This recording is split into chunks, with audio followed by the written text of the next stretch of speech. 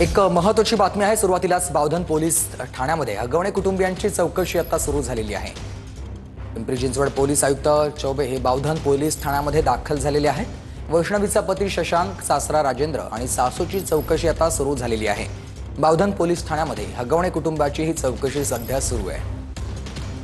Pimpri Chinchwad police आयुक्त चौबे हे देखील बावधन पोलीस ठाण्यात आता दाखल झाल्याची माहिती कळते आणि वैष्णवीचा पती शशांक, सासरा राजेंद्र आणि सासूची चौकशी बावधन पोलीस ठाण्यामध्ये सुरू झाल्याची माहिती कळते।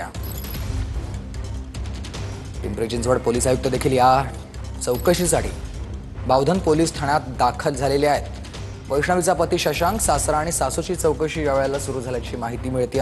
बावधन पोलीस ठाण्यामध्ये अगवणे कुटुंबाची ही चौकशी आता सुरू आहे। रणजित जाधव माझे सहकारी आपल्याला सविस्तर माहिती देतील। रणजित,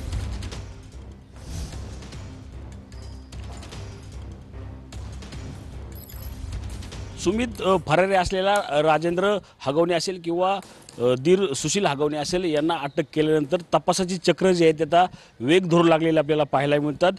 याच बावधन पोलीस ठाण्यामध्ये जे आहेत आता या सर्व कुटुंबाची जी आहे ते गेल्या 2 तासापासून चौकशी सुरू आहे।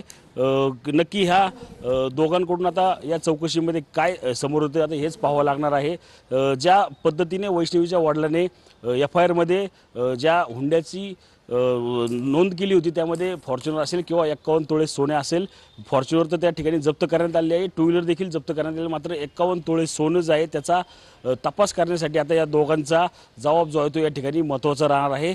ते सोनं कुठल्या बँकेत तारण ठेवलं, कुठल्या संस्थेत तारण ठेवलं याचा तपास जे आहे आता बावधन पोलीस या ठिकाणी करतायत। मात्र आपण यामध्ये या बारकावा येण्यासाठी काही वेळापूर्वी जे आहेत आता पिंपरी चिंचवडचे पोलीस आयुक्त विनय कुमार चौबे सर जे आहेत ते या ठिकाणी बावधन पोलीस ठाण्यामध्ये दाखल झालेत। या सर्व घटनेचा जे आहे त्या आढावा त्या ठिकाणी ते घेत आहे।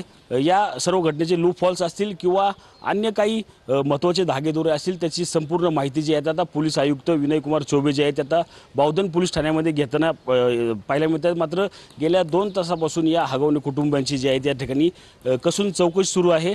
यानंतर जे आहेत आता पुढच्या तपासामध्ये काय निष्पन्न होत आता हेच पाहणं या ठिकाणी महत्त्वाचं राहणार आहे। नक्कीच धन्यवाद तुम्ही दिलेल्या सविस्तर माहितीसाठी।